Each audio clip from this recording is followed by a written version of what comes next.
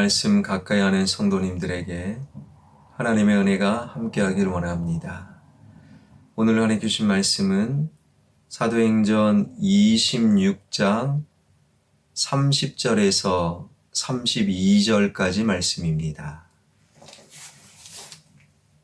왕과 총독과 버니게와 그 함께 앉은 사람들이 다 일어나서 물러가 서로 말하되 이 사람은 사형이나 결박을 당할 만한 행위가 없다 하더라. 이에 아그리빠가 베스도에게 이르되 이 사람이 만일 가이사에게 상소하지 아니하였더라면 석방될 수 있을 뻔하였다 하니라. 아멘. 아그리빠 왕의 요청으로 베스도 총독이 개최한 바울을 향한 재판정, 그 재판은 모두 다 끝나게 되었지요. 이 마지막 결론을 내린 사람은 아그리빠 왕도 총독 베스도도 아닌 바로 바울이었습니다.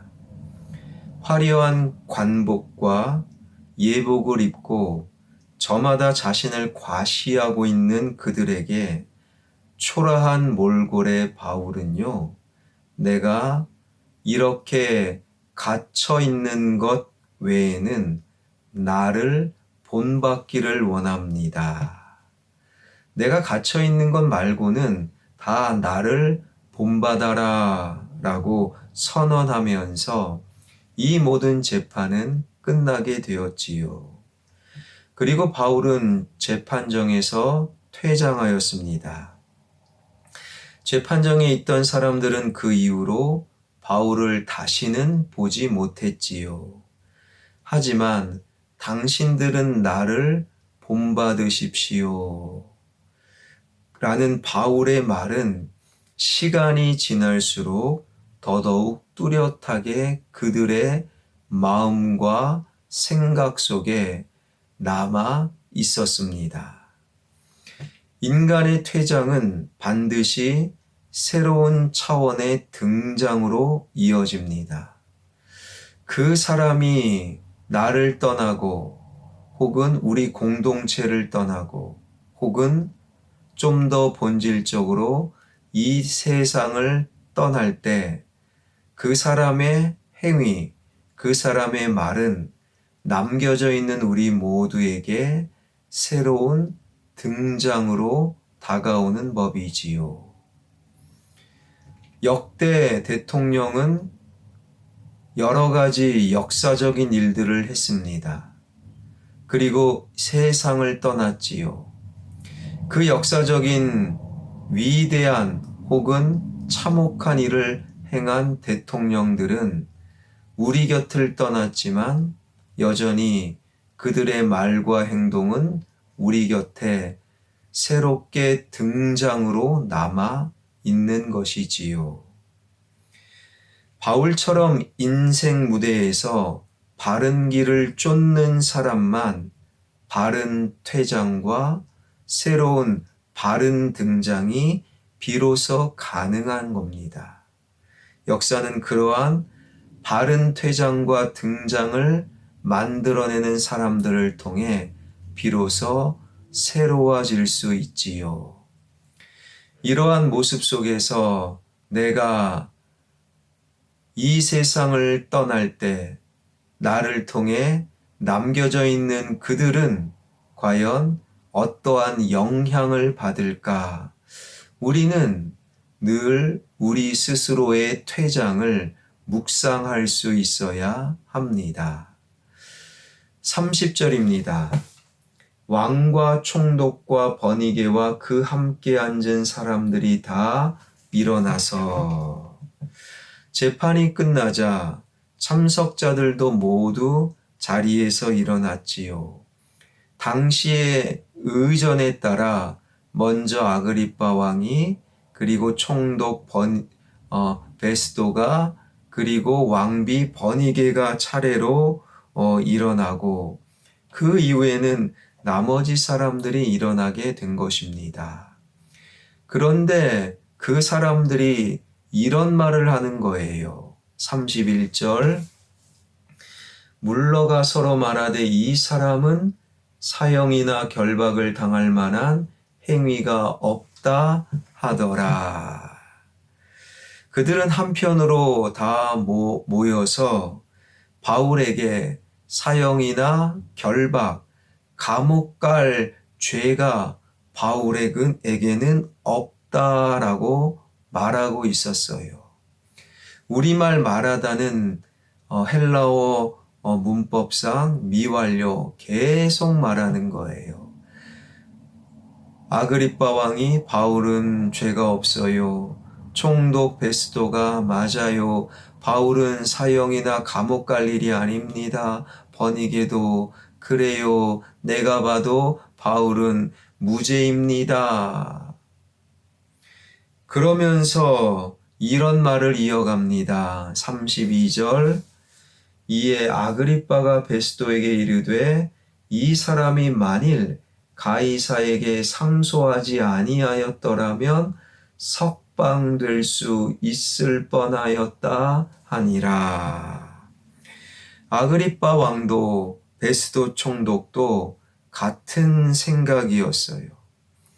그래서 만약 바울이 가이사 로마 황제에게 상소하지 아니하였다면 즉시로 바울은 석방되었을 텐데 이렇게 말하고 있는 거예요.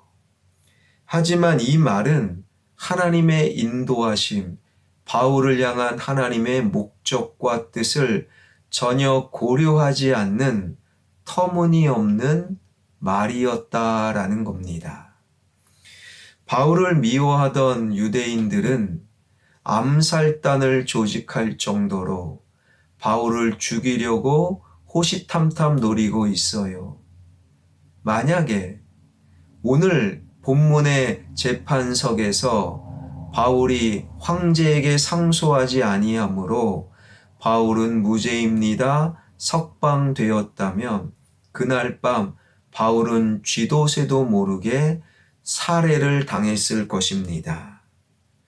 게다가 바울이 주님의 증인으로 최종적으로 가야 될 곳은 바로 로마 제국의 심장부 로마였습니다. 가이사라에서 로마까지 거리가 2240km. 바울은 도저히 석방된 몸이었다면 가이사라에서 로마에 갈 법이 없는 거예요. 그러나 황제에게 상소했고 황제의 재판정에 로마에서 서게 된 바울은 로마 제국의 군대들이 바울을 가장 안전하고 빠르게 로마까지 데려다 줄 수 있었던 것이지요. 아그리빠도 총독 베스도도 어처구니 없는 말을 한 겁니다. 그저 눈에 보이는 석방이 더 좋아 보였던 것이지요.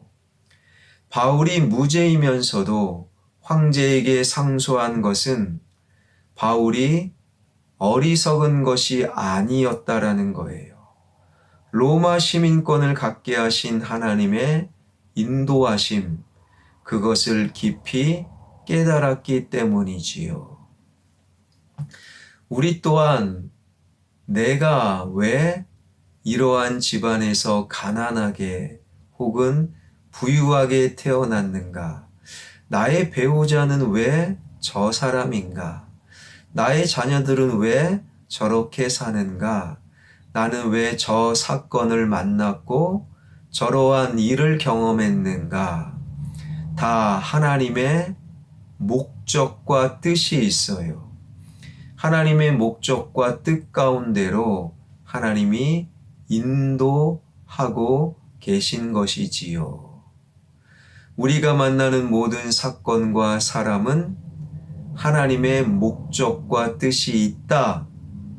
그리고 그 목적과 뜻을 향해 하나님은 지금 당신을 인도하고 계십니다.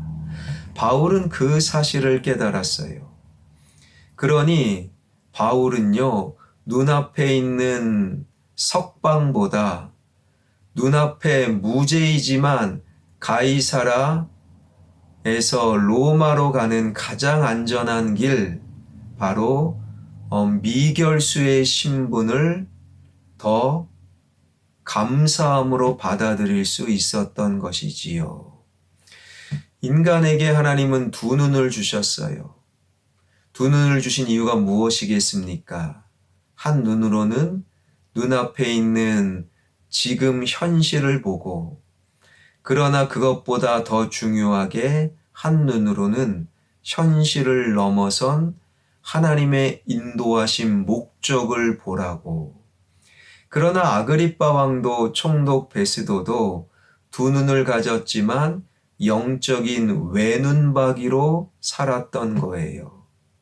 눈앞의 석방보다 미결수로 재판받으러 로마로 가는 바울이 불쌍했고, 바울 재수 없다, 바울 어리석다라고 현실만 바라보는 영적인 외눈박이였던 것이지요.